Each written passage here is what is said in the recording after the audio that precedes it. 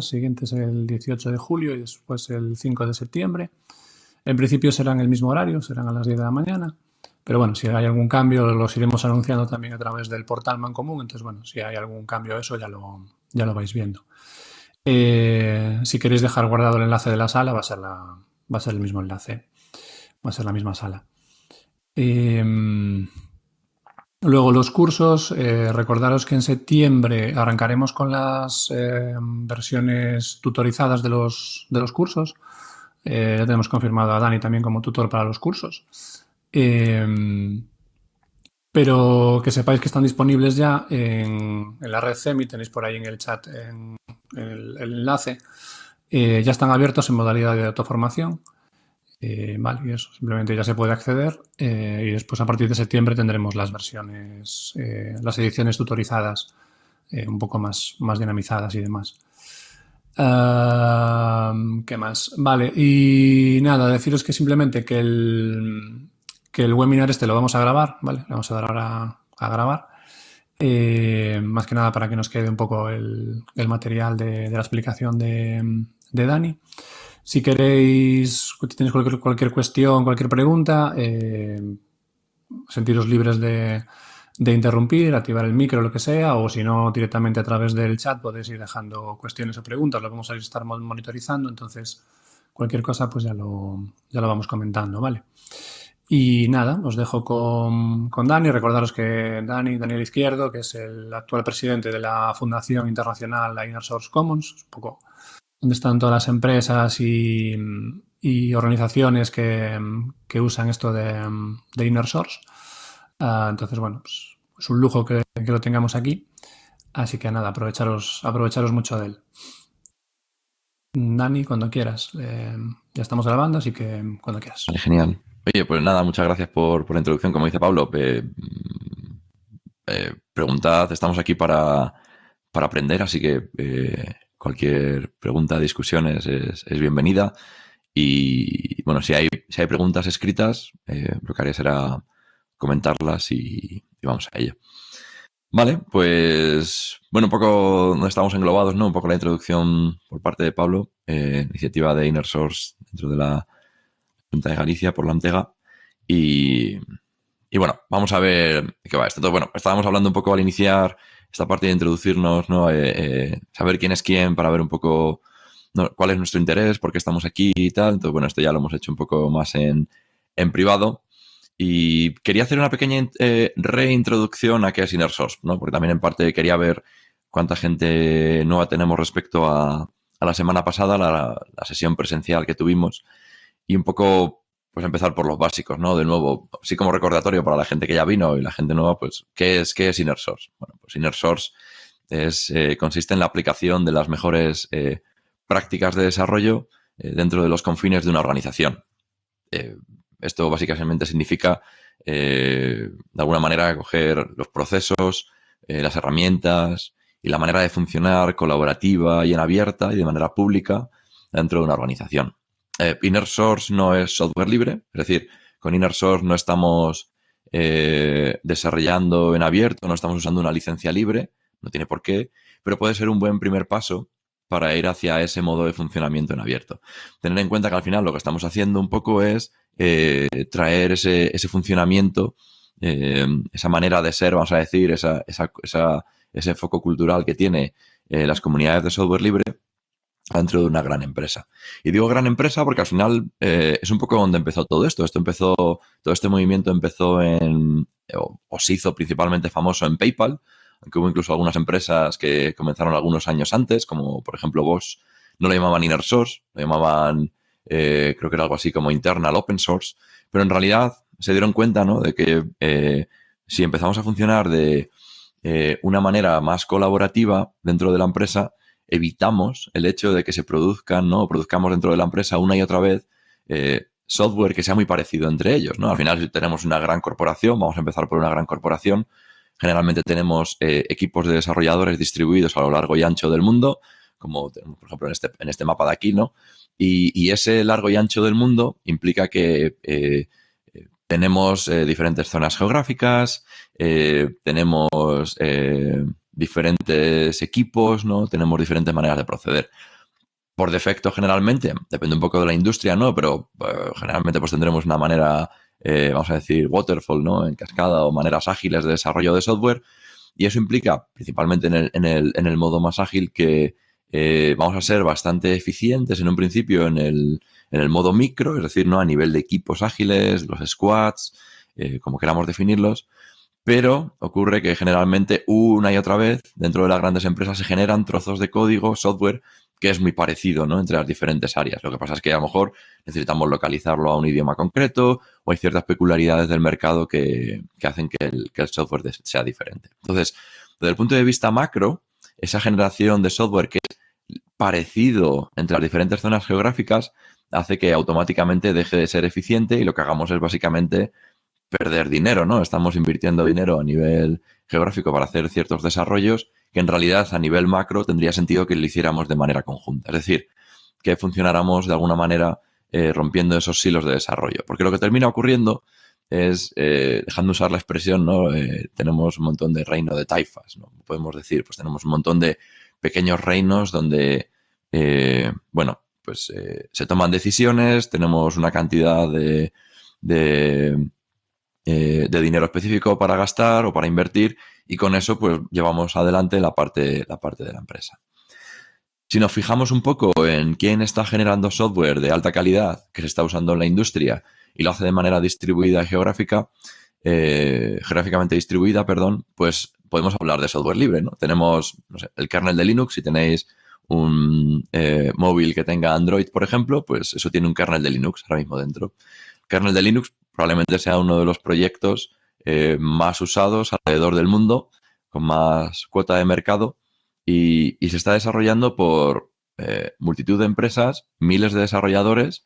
No recuerdo mal, los últimos números que teníamos eran alrededor de 9.000, 10.000 cambios de código, entre 5 y 10.000 al final, por mes, lo cual es bastante cantidad de evolución, ¿no? A lo largo de un mes, imaginaos a lo largo de un año, y toda la cantidad de recursos que hay alrededor, desde,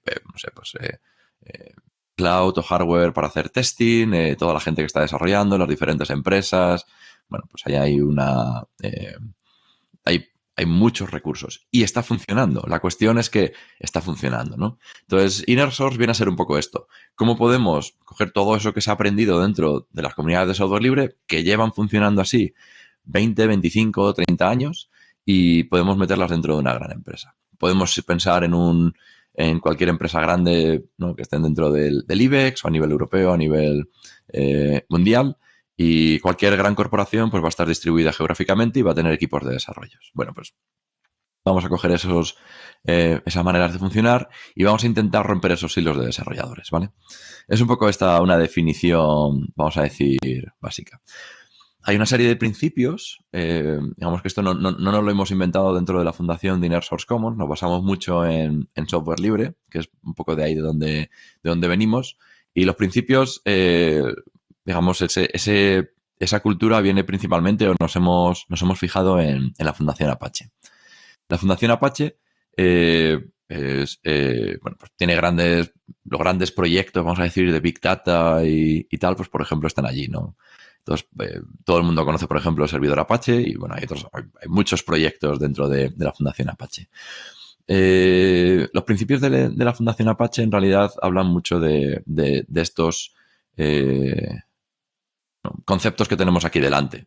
Principalmente, pues, comunicación, transparencia, colaboración, comunidad y meritocracia. La comunicación por defecto tiene que ser en abierto, ¿no? Entonces, imaginaros dentro de una gran empresa, un banco, una aseguradora, cualquier empresa que os venga a la cabeza, pues de repente cualquier comunicación que haya entre los diferentes desarrolladores tiene que ser en abierto. ¿Por qué? ¿Qué es lo que ocurre si tenemos comunicación en abierto? La comunicación en abierto lo que va a fomentar es que exista cierta transparencia, ¿no? Es decir, oye, pues yo estoy hablando con mis compañeros, yo estoy tomando decisiones, estamos llevando a cabo cuestiones, pues lo que estamos haciendo es comunicar todo esto de manera transparente. Hasta ahora, y generalmente lo que ocurre en las grandes empresas es, o en la administración pública también, por defecto es un no. Funcionamos muy en silos de conocimiento y si queremos que algo ocurra, ¿no? Pues tenemos que ir a través, vamos a decir, de la jerarquía de los jefes. Luego veremos lo que definimos dentro de la fundación de Inner Source Commons como, como el cheese interface, ¿no? El interfaz de queso. En castellano suena un poco diferente, pero es en realidad eso, ¿no? Es buscar los agujeros, las triquiñuelas, podemos decir, dentro de la organización, que podemos controlar a nivel político, ¿no? Más o menos bien. A nivel político, quiero decir, dentro de lo que viene a ser la propia organización, saber con quién tenemos que hablar, ¿no? Para que se puedan mover cosas. Y entonces, bueno, el hecho de romper ese silo, esa jerarquía de alguna manera, que exista una comunicación abierta y más transparente, hace que exista la colaboración, ¿no? Al final, todos somos humanos, pues algunos tienen más opiniones que otros, y en realidad lo que existirá es que si alguien tiene una pregunta sobre un tema concreto, pues probablemente haya en la organización alguien que ya tenga experiencia en esos temas. Y por qué no, puede existir una comunicación de vuelta ante una pregunta que haya sido realizada pues, de manera abierta dentro de los confines de la organización. De nuevo, recordad que aunque hablemos de principios de la Fundación Apache, aunque hablemos de ciertas cosas, Inner Source no es desarrollar software libre. O sea, no estamos desarrollando en abierto, es todo dentro de la organización. Y la parte interesante de tener esta comunicación en abierto es que se empieza a fomentar esta colaboración y se empezamos a tener colaboración entre diferentes departamentos, yo qué sé, por cualquier tema, el tema que se os ocurra, pueden ser temas técnicos, pueden ser temas de gestión de conocimiento, etcétera, etcétera. En realidad lo que estamos haciendo es que estamos generando cierta comunidad. Y esto es muy interesante, porque la parte de generar comunidad, lo que vamos a hacer es, de manera transversal a lo largo de la organización y de los diferentes departamentos, unidades de negocio, bueno, como administrativamente esté dividida la organización, se van a empezar a generar enlaces, ¿no? De las diferentes partes de la organización. Por daros algunos números en Inner Source Commons, algunos de los números que se han compartido, dicen que gracias a cambiar una metodología de desarrollo Inner Source, en este caso puramente desarrollo de software, consiguieron tener ahorros de aproximadamente un 30% que si la inversión inicial hubiera sido, ¿no? En diferentes, tener la misma inversión para producir trozos de código parecido a lo largo y ancho de la organización en las diferentes zonas geográficas. Entonces, un 30% para una inversión de un desarrollo de software en una gran organización, pues estamos hablando probablemente del orden de millones de euros. Y esos números son muy interesantes porque es ya, empezamos a hablar los números, ¿no? O el vocabulario de la gente de más arriba. Decir, oye, pues yo necesito tener, o últimamente recorte de gastos, ¿no? En empresas más de IT, como hemos podido ver con todos los despidos. Pero bueno, en realidad es una manera de decir, oye, con Inner Source y trayendo metodologías de trabajo más relacionadas con software libre, podemos ser más eficientes. Podemos ser más eficientes desde el punto de vista operacional, podemos ser más eficientes desde el punto de vista de llegar a mercado, etcétera, etcétera. Y luego con el tiempo, ¿no? Si tenemos esta comunicación en abierto, esta colaboración, empezamos a tender puentes entre diferentes áreas, lo que va a ocurrir es que vamos a tener personas simplemente que van a empezar a aparecer como, vamos a decir, van a empezar a hacer méritos, ¿no? Para que la gente, pues, confíe en esas personas, pues para tomar decisiones, pues porque son, no sé, a lo mejor hay alguien que sabe mucho de una tecnología y dices, bueno, pues esa tecnología, sé que esta persona que hay aquí, que está dentro de la organización, aunque no en mi departamento, sabe de eso. Entonces, no, estos son méritos. Entonces, aparece el concepto de meritocracia dentro de las organizaciones. Y esto en realidad es un poco cómo funciona la Fundación Apache y casi os diría casi cualquier proyecto de software libre, ¿no? Tenemos diferentes modelos organizativos dentro de los proyectos de software libre, pero específicamente este aplica muy bien a un modelo parecido dentro de la empresa. Claro, esto, estaréis pensando, lleva mucho cambio, ¿no? Es decir, pasamos de un modelo donde tenemos a personas o una persona que controla una cantidad de dinero, toma decisiones, tiene un equipo por debajo y automáticamente eso de alguna manera empezamos a permitir que haya decisiones que vengan de fuera, que influencien el desarrollo de software, se tiene que fomentar la colaboración, eso empieza a provocar ruido, ¿no? Empieza a provocar fricciones. Entonces, dentro de la fundación de Inner Source Commons, y luego veremos, tenemos el concepto de patrones. Un patrón es una solución probada, ¿no? a un problema existente. Existen patrones, por ejemplo, para desarrollo de software. En este caso hablamos de patrones para tratar de afrontar problemas específicos a la hora de aplicar modelos de inner source. Un poco la idea también de estos webinars es, bueno, cómo podemos traer todos estos conceptos que están por ahí fuera de gran empresa y que están funcionando en la gran empresa también un poco más al ecosistema gallego, que hay grandes empresas, pero también tenemos muchas empresas pequeñas, ¿no? Igual que en otras regiones en realidad de España. De hecho, veíamos justo la semana pasada que España es el país de la Unión Europea que más porcentaje de empleados tiene en relación a su población, ¿no? A la cantidad de gente empleada que hay en pequeñas y medianas empresas. Entonces es muy interesante, ¿no? Porque es como, vaya, tenemos una peculiaridad del ecosistema que permite, ¿no? Que necesitamos de alguna manera trasladar estos conceptos a algo que aplique. Entonces, bueno, pero bueno, los básicos, vamos a decir, o conceptualmente esto es así. Yendo un poco más hacia adelante, pues nada, simplemente comentar que el término de inner source fue acuñado por Tim O'Reilly. Si os suena Tim O'Reilly, pues básicamente cualquiera de los libros técnicos que podáis tener en vuestra estantería o los desarrolladores de la empresa y tal, pues van a tener, seguro que tenéis algún libro de la editorial de O'Reilly. Y bueno, un poco lo que comentaba O'Reilly en el prólogo de uno de los libros, el de Adoptando Inner Source, donde hay casos reales de empresas, donde comentan, bueno, pues qué es lo que hicimos, cuál era nuestro problema, etcétera, etcétera. Es libre, o sea que podéis... No, perdón, he dicho es libre, no es libre. Están abiertos, podéis acceder y descargarlo. Creo que en este no tiene licencia libre, ¿vale? Pero bueno, podéis descargarlo y leerlo. Y básicamente viene a decir algo así que, dado... ¿no? Un número suficiente de desarrolladores que estén conectados, es decir, lo que hablábamos antes, ¿no? Que exista cierta comunicación y tal, probablemente la mayor parte del desarrollo de software que vayan a empezar a hacer va a emular de alguna manera esas buenas prácticas de software libre. Al final simplemente es una manera de organizarse que es necesaria que ocurra, y si eliminamos un poco toda la componente jerárquica dentro de una empresa o de una administración, en realidad lo que vas a permitir es, estamos dando espacio a los desarrolladores para que hablen entre sí. Bueno, pues esos propios desarrolladores van a tender a funcionar de una manera parecida al modelo de desarrollo de software libre o de inner source. Bueno, siguiendo para adelante. Ya termino con un par de transparencias que son muy parecidas o iguales a las de la semana pasada, para los que todavía...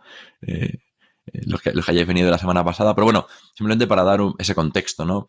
Cuando yo pienso sobre inner source, ¿en qué pienso? ¿No? Entonces, bueno, pues las diferentes personas que contestaron esta encuesta, es una encuesta que lanzamos en 2023, los resultados de la de 2024 tienen que estar a punto de salir, pues hablábamos básicamente de, cuando yo pienso en inner source, pienso en adoptar prácticas de desarrollo de software libre dentro de la organización, reusabilidad de software, contribuciones de equipos externos que no son de mi equipo, ¿vale? Aprender, procesos de aprendizaje entre diferentes personas, contribuir a proyectos dentro de la organización, los cuales son importantes para mi equipo, pero que yo no tengo capacidad ahora mismo de acceder a ellos, conectar con otras personas, contribuir a otros proyectos donde yo tenga un interés personal, ¿no? Es decir, todo esto, si os fijáis, hablamos de, o bien tiene una componente de reusar el software, es decir, soy más eficiente porque hay alguien que ya ha producido algo que me puede interesar, entonces, ¿por qué no? Y luego, además, como ese software ya existe, ese proyecto ya existe,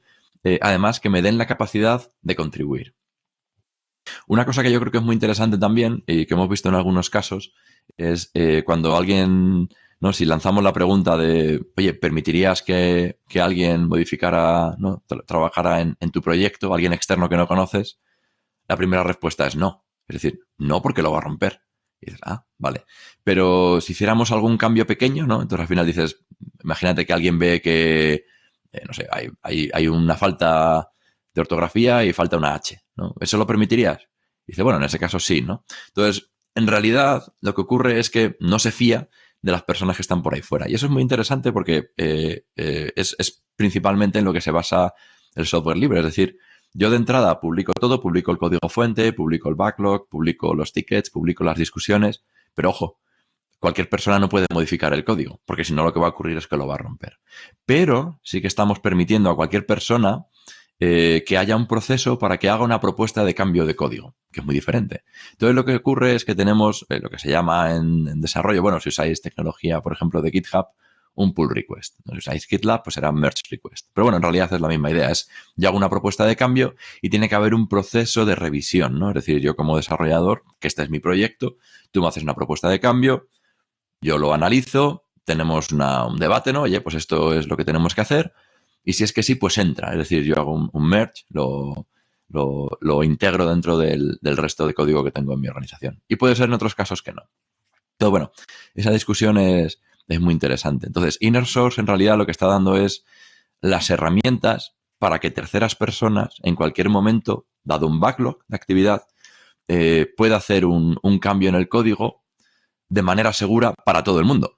Para esa persona que está haciendo el cambio, en el sentido de que ¿no? Tengo que leer documentación, tengo que leer requisitos, tengo que pasar los tests, ¿no? Es decir, yo voy a hacer un cambio en el que más o menos estoy seguro de que tiene cierta calidad, es decir, no voy a perder mi tiempo y no voy a perder el tiempo de las otras personas, pero desde el punto de vista del que recibe la contribución, también es seguro porque no permites en ningún momento que puedan escribir directamente.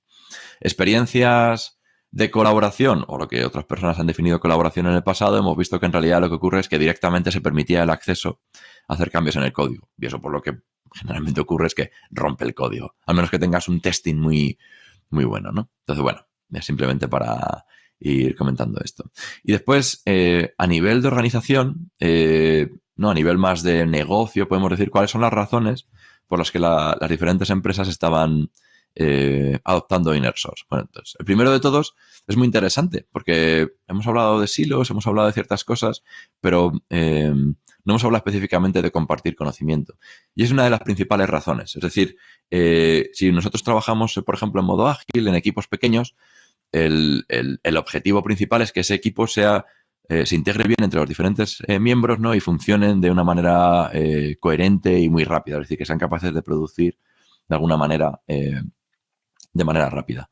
Pero entonces tienes el problema de que cada vez más y más se van generando pequeños silos de desarrollo y conocimiento. Entonces, uno de los problemas que intentan atacar las grandes organizaciones con Inner Source, donde puedes aplicar perfectamente Inner Source sobre equipos ágiles de desarrollo, o sea, no hay en un principio ningún tipo de problema a ese respecto. En realidad lo que está haciendo es escalar los equipos de desarrollo de alguna manera, permites esa compartición, ese compartir conocimiento.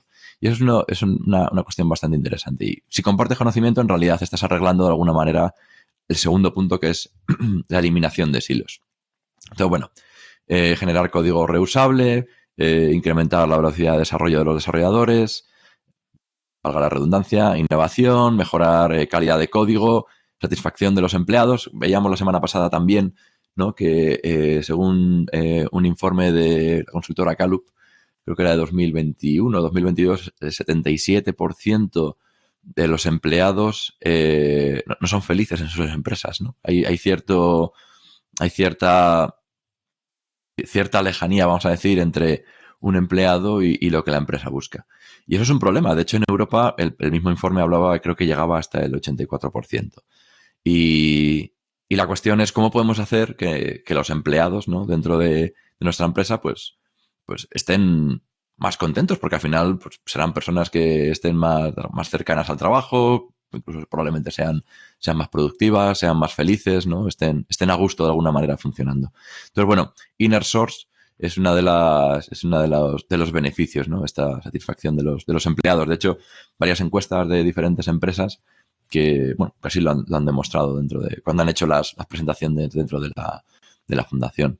También hablábamos de otras cuestiones, que es, bueno, cómo puedo preparar desde un punto de vista cultural y de procesos y herramientas a mis equipos para funcionar también en software libre. Porque recordad, al final Inner Source es traer esas buenas prácticas de desarrollo dentro de la organización, buenas prácticas de desarrollo de software libre dentro de la organización. Es decir, si yo consigo que todas las personas dentro de mi organización funcionen de esta manera, documentación más explícita, procesos, revisión de código, herramientas, en realidad estoy funcionando a cómo funcionaría fuera. Entonces, si en algún momento queremos hacer el paso, ¿no?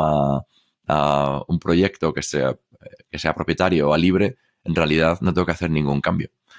Todo estará funcionando como se espera, más o menos, ¿no? dentro de la casa a fuera de la casa. Y eso también yo creo que es muy interesante, principalmente porque si no, tenemos que estar pues con toda la parte de revisión del código, tenemos que estar con toda la parte de temas de licencias, temas de procesos, cómo vamos a hacer que funcionemos fuera, cómo vamos a aceptar contribuciones. Bueno, pues todo eso ya estaría simplemente definido porque funcionaríamos de una manera muy parecida. Y bueno, tenéis más motivaciones aquí, ¿no? Vamos a avanzar un poquito con la presentación. Entonces, bueno, probablemente recordéis de la semana pasada este ejemplo, si no, pues bueno, lo vuelvo a comentar que tenemos más nuevos invitados hoy. Básicamente la necesidad de por qué Inner Source, ¿no? Podemos representarla casi en este pequeño gráfico. Lo que ocurre es que no, tenemos dos equipos de desarrolladores que están o pertenecen a dos unidades de negocio diferentes o dos países diferentes, pues en este caso he dicho, bueno, pues España y Polonia. Entonces tenemos un desarrollador en España que su jefe le ha dicho, oye, tenéis que hacer esta contribución, tenéis que hacer esta nueva funcionalidad a este proyecto del que dependemos, ¿no? Imaginaros, tenéis que hacer una llamada a una API. Y entonces resulta que esa API pues tiene ciertas limitaciones y pues queremos hacer un cambio, queremos ayudar a que esto ocurra. Aquí hay varias opciones. Es decir, podemos ir a la antigua usanza de llamar por teléfono. Oye, persona en Polonia, necesito que hagáis este desarrollo. Persona en Polonia, sí, ya lo haremos, no te preocupes, ¿no? Cosa que probablemente puede ser que ocurra o que no ocurra. Puede ser que ocurra, pero que además no esté alineado con lo que realmente habéis pedido, ¿no? Entonces, bueno, ahí esos procesos son un poco oscuros a veces. Puede ser también que digáis, bueno, pues nos sentamos, ¿no? Y esperamos a que eso ocurra. Puede ser que si simplemente ese desarrollo nunca se lleva a cabo, pues en realidad tenemos, ¿no?, que trabajar con esa limitación. Es decir, tengo que seguir usando esta API, pero en realidad no me está dando lo que necesito. Entonces, bueno, ¿cómo nos buscamos las castañas de alguna manera para que eso funcione internamente? Eso también es otra manera, ¿no? Un workaround, una manera de buscar esta solución sin tener la solución sobre la mesa. Y después puede haber una tercera vía, que es un poco en realidad lo que propone Inner Source, que es, bueno, ¿y qué pasa si contribuimos ese código, no? Y además lo contribuimos con una colaboración entre los dos equipos. Entonces, generalmente lo que ocurre, si nos vamos al ejemplo clásico, es, bueno, pues no, el equipo A, en este caso en España, pues le piden, oye, pues tienes que hacer esta funcionalidad y tal. Y dice el desarrollador, bueno, pues me han pedido esto, pues tengo acceso al código, he mandado acceso al código, alguien manda acceso al código, pues voy a hacer la funcionalidad y lo envío, ¿no? Y se lo envío al de Polonia. Y dice, toma, aquí tienes este trozo de código. Estupendo, ¿no? Lo que de alguna manera ocurre es que pues ese trozo de código que se lo hemos enviado a este equipo en Polonia, pues simplemente se queda allí. Y simplemente va cogiendo, van saliendo telarañas, ¿no? Aquello va envejeciendo como el vino y nadie le hace caso, ¿no? Entonces llega un momento en el que el jefe, representado por este trozo de queso, hablábamos antes del cheese interface, le dice no de nuevo a su desarrollador, oye, ¿qué ha pasado aquí? Que te he pedido esto y tal, y dice el desarrollador en España, bueno, yo he cogido, he hecho lo que me has dicho y lo he enviado a la gente en Polonia y ahí está. Y dice, vale, ¿no? Entonces, en realidad lo que estamos haciendo es escalar el problema. Tenemos que ir, ¿no?, tenemos que buscar los quesos de Gruyère, los agujeros dentro del queso de Gruyère, por ejemplo, para decir, a ver, ¿dónde está? ¿Cómo puedo llegar hasta alguien que tenga suficiente capacidad de influenciar a quien sea que tenga que estar en la cúspide en Polonia, ¿no?, para que eso ocurra? Es decir, bueno, tenemos que ir hacia la jerarquía. Cuando llegamos arriba del todo, entonces esa persona es capaz de saltar al otro silo. Hablábamos de silos de desarrollo, silos de conocimiento o silos de toma de decisiones. Y entonces esta persona preguntará a su equipo en Polonia, oye, ¿qué me están diciendo esto? ¿Qué es lo que ha pasado? Entonces, los desarrolladores en Polonia generalmente terminarán diciendo, oye, pues mira, nada, es que el trozo de código que han enviado, pues que no ha tenido en cuenta estos requisitos, no han pasado ningún test. No, habrá una serie de peros a los que dirán, oye, pues es que este código que me han enviado no nos sirve, ¿no? Y entonces entonces volverán a hablar los jefes y tal, y dirán, bueno, al final el de Polonia terminará forzando que ese código entre. Y en realidad, en vez de entrar ese código, lo que terminará ocurriendo es que ese código será de alguna manera, lo reescribirán entre los diferentes equipos, principalmente en Polonia, ¿no? Entonces, tenemos una contribución inicial de alguien de España que le envía al de Polonia, pero luego resulta que como se fuerza al cambio, pues el de Polonia decide reescribir todo, ¿no?, representado un poco en estos diferentes colores, y al final termina aquí, ¿no?, la funcionalidad que esperaba la gente de España. La pregunta es, después de todo este proceso, toda esta inversión de tiempo, todo, ¿no?, la gente de España, el de Polonia, las discusiones entre los jefes, la llegada aquí, ¿qué hemos aprendido? Pues nada.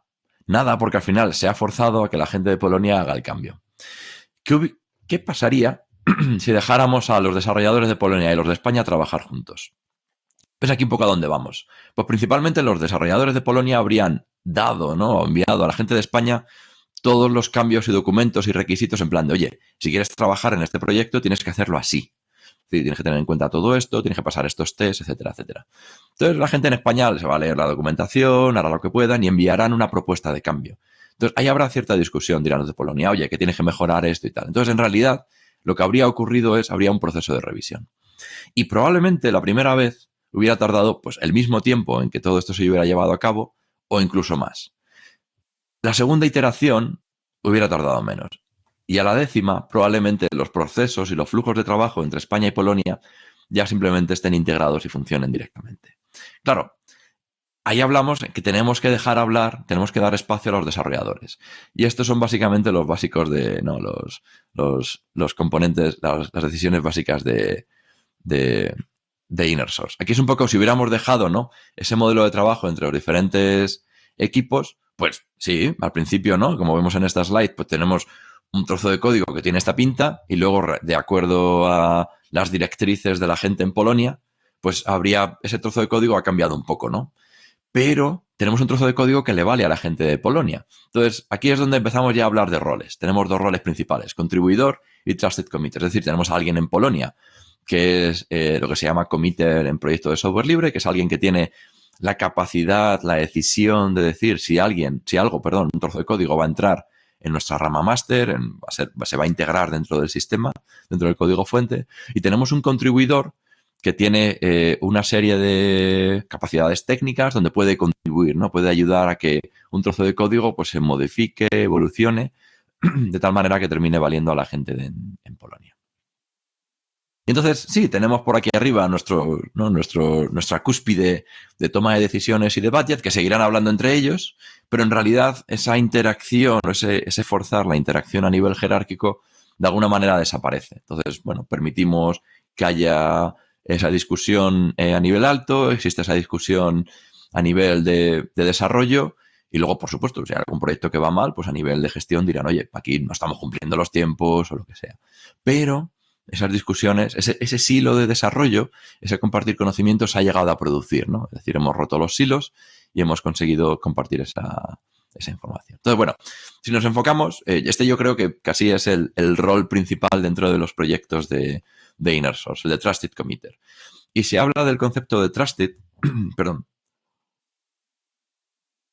hablamos del proceso de Trusted porque es una persona que ha hecho méritos de alguna manera desde el punto de vista técnico. Si hablábamos, recordáis los principios de Inner Source, de una persona que entiende muy bien, ¿no?, a nivel, yo qué sé, pues de arquitectura, el sistema, etcétera, etcétera, pero también es una persona que es muy capaz de hablar y de entender y de manejar los tiempos con el equipo de gestión. Entonces es una persona que está un poco entre medias. Es algo más, ¿no?, que el típico rol de committer dentro de un proyecto de software libre, porque tienes que traer un poco la componente más de gestión, más política, más de budget también probablemente dentro de una empresa. Y un poco las principales características, actividades podemos decir que va a realizar esta persona dentro de la organización, pues será procesos de revisión, es decir, vienen propuestas de cambio, tiene que haber alguien que las revise, ¿no? No podemos permitir que eso entre directamente. Actividades de mentoría, y esto es muy importante. Eso es algo que ocurre básicamente en los proyectos donde funcionan de manera ágil, ¿no? Bueno, en realidad cualquier proyecto, viene alguien nuevo a la empresa, pues hay un proceso para ¿no?, mover a esa persona para que sea cuanto antes lo más productiva posible, ¿no? Un proceso de onboarding.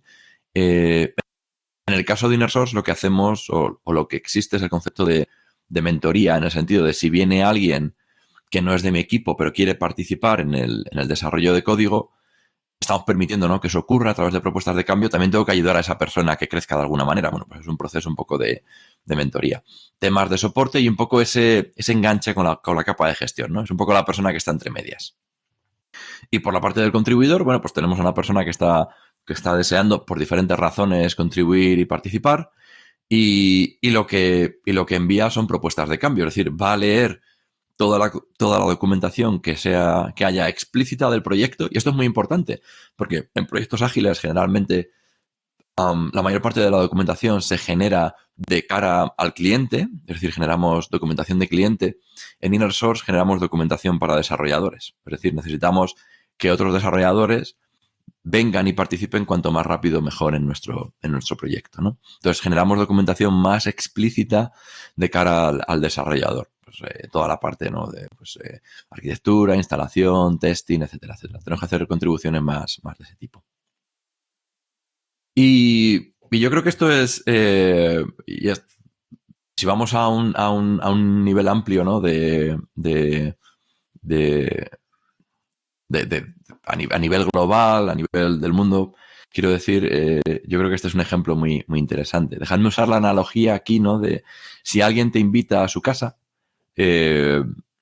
pues lo primero que te va a decir es, oye, pues mira, quítate los zapatos, ponte estas chanclas, por ejemplo, tienes agua fresca en la nevera y también hemos cortado queso y tal, y mira, el baño está aquí en la primera planta, por ejemplo, ¿no? Es decir, tú como invitado, ¿no? a una casa, esperas que de alguna manera te expliquen cómo has de comportarte, te tienen que guiar, ¿no? Más o menos dentro de regiones cercanas, pues probablemente ese trasfondo cultural lo entendamos, pero ¿qué pasa si nos vamos a Estados Unidos, esta casa es de Estados Unidos, o nos vamos a Japón, o nos vamos a Francia, o nos vamos a Italia? Pues de entrada la manera de cómo comportarnos culturalmente, pues probablemente no sepamos, ¿no? Estemos un poco ahí a ver qué me cuentan, ¿no? Y esto es un poco, yo creo que un ejemplo muy, muy interesante, porque en realidad lo que estamos diciendo es, bueno, si tú vas a casa de alguien, esperas que te cuenten, ¿no? Un poco cómo has de comportarte, dónde están las cosas, dónde están las herramientas, dónde están diferentes cuestiones. Y esto lo podemos extrapolar perfectamente a un proyecto de software. Es decir, si tú vienes a mi proyecto, yo te tengo que contar a ti cómo debes comportarte, ¿no? Cómo tienes que realizar el código, cómo espero que funcione, cuáles son los requisitos, cuáles son las reglas de estilo, ¿no? Hay un montón de cuestiones. Entonces, este libro, que es el que aparece ahí referenciado, es muy interesante desde el punto de vista de diferencias culturales entre diferentes países a la hora de, bueno, aquí habla de cómo hacer que las cosas se hagan, ¿no? De alguna manera. Tiene ejemplos muy, muy interesantes como una de las, digamos, de las personas que aparece, uno de los casos es una persona que es francesa, que se va a trabajar a Estados Unidos, creo que era, y entonces pues tienen las reuniones estas, ¿no? Donde hacen revisión de qué es lo que ocurre, cómo ha ido pues el último trimestre o el último año. Entonces la autora, Erin Meyer, comenta en el libro, ¿no? que habló, después de que tuvieran esa reunión, habló con esta mujer francesa y con el jefe que era estadounidense. Y ambos le dieron una visión totalmente diferente. La mujer francesa tenía una visión súper positiva, está todo yendo bien, tenía un poco de miedo, ¿no? Llevaba, pues se había cambiado de país, ¿no? De Francia a Estados Unidos y tal. Y el jefe en Estados Unidos, pues hablando con el jefe, decía que la relación estaba yendo muy mal, que no estaba funcionando y que no estaba atendiendo a las razones, ¿no? Y claro, es muy interesante porque es como tú tienes dos personas que han estado en la misma reunión, han hablado entre ellas, pero tienen visiones totalmente contrapuestas de la realidad. Y lo que explicaba un poco en el libro es un poco la diferencia, en este caso, de cómo enfrentar el feedback, ¿no? Los comentarios o la revisión negativa. En el caso de Estados Unidos, pues por lo visto hay una manera muy, muy particular de dar feedback que es básicamente por cada 2 o 3 cosas positivas te dan una negativa, ¿no? Te digo, pues, mira, esto muy bien, esto muy bien, esto muy bien, esto muy mal. Esto muy bien, esto muy bien, esto muy bien, esto muy mal. Y sin embargo, en Francia, yo creo que se parece más a España en ese sentido, donde somos más directos, ¿no? Entonces, si hay algo negativo, pues simplemente se comenta y se dice y ya está. Entonces, la mujer francesa lo que esperaba es que las cuestiones negativas, lo que no ha funcionado, estuvieran encima de la mesa desde el primer momento. Pero la mayor parte del feedback que estaba recibiendo era positivo. Entonces, claro, dijo, pues en realidad el balance es muy positivo, porque he tenido un montón de cosas positivas. Las cosas negativas, bueno, están ahí, pero tendré que mejorarlas, pero en realidad la relación es positiva. Y sin embargo, el jefe en Estados Unidos estaba haciendo hincapié y énfasis en las cuestiones negativas, pero como estaba dando el feedback de esa manera, porque culturalmente es como lo dan en ciertos sitios, pues entonces en realidad esa visión era muy diferente. Entonces, bueno, simplemente que yo creo que cuando nos abrimos un poco al mundo de ahí fuera y salimos un poco de nuestro ámbito, nuestra zona de confort, pues yo creo que hay que tener un poco un sexto sentido ante esas diferencias culturales. Y software libre, en realidad, y en el caso de InnerSource, si se trabaja de manera distribuida en diferentes países, por ejemplo, tenéis gente con la que trabajáis de diferentes países o zonas, pues puede ser que existan problemas de este tipo donde no sean percibidos como problemas por ninguna de las dos partes, pero llega un momento en el que se produce cierta fricción, ¿no? Y eso es por un lado muy interesante, pero también es complejo de abordar. Entonces, bueno, simplemente si tenéis la oportunidad de leer un libro, pues este es muy, muy interesante. Y bueno, quería ir un poco a la parte de patrones, ¿no? Que sepáis que hay un patrón específico del Trusted Committer y en realidad quería ir un poco a la parte de revisión de código antes de entrar en patrones. Si recordáis, teníamos, ¿no?, el contribuidor y a ver, quería sacar los patrones ahora, quería pasar el enlace. No sé si lo tengo abierto. Bueno, ahora os paso los enlaces por el chat. Quería hacer cierto énfasis en la parte de revisión de código, porque en realidad el hecho de que tengamos nuestro contribuidor y nuestro Trusted Committer, lo que está ocurriendo entre esas dos personas básicamente es un proceso de revisión de código o un proceso de revisión de esa contribución. No hace falta que sea código tampoco específicamente, ¿no? En el caso de revisión de código, pues una posible definición es esta que aparece en la Wikipedia y es, oye, pues es un proceso de aseguramiento de la calidad donde una persona o más personas pues simplemente comprueban un programa pues leyendo, ¿no?, y echando un vistazo a qué es lo que se ha llevado a cabo. Este proceso de revisión se lleva principalmente a cabo por lo que hablábamos, es decir, en un modelo inner source sí vamos a ser transparentes en cuanto a lo que se está haciendo y cómo se está haciendo, pero no vamos a permitir literalmente que nadie cambie el código. Es decir, es un entorno donde no confiamos en nadie, pero sí damos las herramientas para que cualquier persona pueda venir y pueda hacer contribuciones a nuestro código fuente, ¿no? Entonces, este Zero Trust, es decir, no confío en nadie, pero te doy las herramientas para que, si quieres, puedas participar en el proyecto, ¿no? Por poner un ejemplo de qué es esto de revisión de código, trayendo el ejemplo de un proyecto de software libre, en este caso dentro de OpenInfra. OpenInfra es, a lo mejor os suena el proyecto de OpenStack, es un poco el proyecto por defecto que usaríais si queréis montar un cloud privado. Entonces, bueno, pues tenemos un poco el entorno de desarrollo y tenemos ya un poco toda la parte pública, digamos, ¿no? Entonces, en entorno de desarrollo, vale, pues yo soy un desarrollador, hago una copia del código fuente de donde sea que esté, modifico el código, lanzo los tests, ¿no? Y entonces automáticamente digo, bueno, pues ahora lo voy a mover al proceso público de revisión. En el caso de software libre, pues será público, literalmente todo el mundo podrá verlo a lo largo y ancho del mundo. En el caso de inner source, pues será algo que puedan ver pues toda la gente que sea parte de la iniciativa de inner source o, bueno, las reglas que se hayan puesto para que esto sea público. Y nada, simplemente hay un proceso de revisión. Tendremos alguien que pueda decir, oye, pues necesitamos que haya un cambio o no. Y luego, aún así, tendremos test. De hecho, si os fijáis, tenemos test aquí, tenemos test aquí y tenemos test aquí. Es decir, hacemos test antes de subir el cambio. Una vez que está el cambio arriba, antes de que venga una persona, un ser humano, a hacer cualquier tipo de revisión, hay un test. Y una vez que se ha hecho la revisión y ha sido aprobada, hay un test. Es decir, se refuerza mucho toda la parte automática. Y esto yo creo que es uno de los básicos también de inner source. Toda la parte de integración continua, cuanto más se pueda automatizar, cuanto más se pueda meter en el proceso, mejor. Es decir, todo esto tiene que ser test. Este es uno de los básicos también de inner source. Y aquí un poco lo que podéis ver es pues un proceso de revisión de código en abierto. En este caso, pues estoy yo, por no traer a nadie más, donde existe ese cambio, ¿no? Entonces dije, oye, pues envío un parche, en este caso, viene el test, en este caso Jenkins, es una herramienta para test automático, me ha dicho, oye, esto ha funcionado bien y digo, bueno, workflow es un flag o una etiqueta que podemos poner para decir, oye, bueno, esto está en proceso. Subo un nuevo parche, se pasa el test, vuelvo a cambiar el workflow y viene Thierry y dijo, oye, pues mira, te lanzo un -1 en la revisión de código por estas razones. ¿Vale? Entonces, vale, venga, pues voy a cambiar lo que sea, hay comentarios, hasta que de repente, pues subo otro parche, ¿no? Hay cierta conversación aquí de qué es lo que tiene que hacerse, cómo debería hacerse, etcétera, etcétera. Y después subo en un momento dado un parche 3. Vale, pues esto es en realidad un proceso de revisión en abierto, ¿no? Las personas vienen, puede venir una persona, pueden venir más de dos. Aquí teníamos, por ejemplo, a Thierry y a Stefano y ya está. Pues esto es un proceso de revisión, ¿no? No hay mucho más. De hecho, si queréis acceder a esa URL, pues podéis ver el proceso de revisión cómo ocurrió. Y esto es un poco casi el inicio para el siguiente webinar, ¿no? Un poco aquí qué vamos a ver o qué podemos ver. Pues aquí quería hacer una pequeña introducción, ahora de los 5 minutos que nos quedan, a otros patrones. Hemos hablado del Trusted Committer, que está formalizado dentro de Inner Source Commons.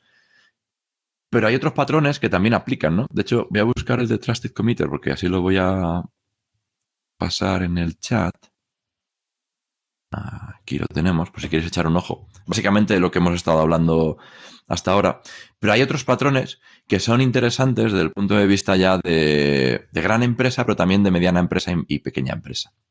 Es decir, y yendo muy rápido sobre estos, que los veremos un poco más en detalle la semana que viene, pues tenemos el que se llama 30 días de garantía. Es decir, oye, yo soy de un equipo, tú eres de otro equipo, voy a recibir contribuciones de ti, pero aún así no me termino de fiar, necesito que me des una garantía, ¿no? Es decir, pueden ser 30 días, pueden ser 6 meses. Es decir, si existe algún tipo de error sobre el código que estás contribuyendo a mi proyecto, tú lo vas a arreglar en un momento dado, ¿no? Porque si no, generalmente, pues a lo mejor soy yo el responsable si el código pasa a ser parte de mi proyecto. Entonces necesito que tú me des la garantía de que eso va a seguir funcionando. Entonces, este concepto de garantía es una solución muy elegante ante la fricción que puede existir entre dos equipos cuando están un poco reticentes, ¿no?, a aceptar esas contribuciones. También tenemos la parte del Review Committee, que es básicamente generar burbujas de, vamos a decir, de gestión, que serían estas personas que están por aquí, y burbujas de Inner Source, donde aparecen desarrolladores que son simplemente comunidades que, digamos, el equipo de gestión ha dicho, venga, esto funciona bien para Inner Source. Y hay otros que veremos, como un modelo de madurez, aceptar contribuciones, un ejemplo de un buen proyecto o comenzar como un experimento. Entonces, bueno, esto lo veremos ya la semana que viene un poco más en detalle. Simplemente recordaros que la mayor parte de toda esta información está dentro de la fundación de Inner Source Commons, están los diferentes libros que para empezar os recomendaría que os leyerais principalmente ¿no? El de Getting Started with Inner Source, Learning Path, que son vídeos, donde se habla también del Trusted Committer, se hablan de diferentes roles. O sea, si queréis un poco volver a ver, están en inglés, si no podéis volver a ver este vídeo, no hay ningún problema. Está toda la parte de patrones, que veremos un poco más en detalle la semana que viene, y después, bueno, también que sepáis que el Summit de 2024 está ya publicado la llamada para propuestas, así que si tenéis un ejemplo o simplemente si queréis apuntaros, pues va a ser virtual. Es la entrada gratuita, o sea que no hay ningún problema. Y poco más. Quedan un par de minutos. No sé si tenéis alguna pregunta rápida que podamos resolver. Si no, en cualquier caso, de nuevo, tenéis aquí mi dirección de correo. Enviarme un correo, lanzar cualquier pregunta en cualquier momento. Estamos aquí para mover todo esto. Eso es. Y gracias, Pablo, por el puntero a las traducciones. Poco más. Vale, pues sí, esto era la presentación un poco para hoy. Pues muchas gracias a ti, Dani. La verdad que siempre eres muy didáctico. Gracias. Perfecto. Nada, recordaros simplemente el 18 de julio tenemos el siguiente webinar. Eso, en principio, en esta misma sala, misma hora, a las 10 de la mañana. De todas maneras, lo anunciaremos en el portal, en mancomun.gal. La idea es un poco, lo que explicaba Dani, la idea es meternos ya en el siguiente nivel, es decir, los webinars, la idea es ir avanzando un poco más en este camino de Inner Source. Entonces, nada, no os lo perdáis. Y en principio nada más. Muchas gracias otra vez a Dani y nos vemos en el siguiente. Gracias a todos.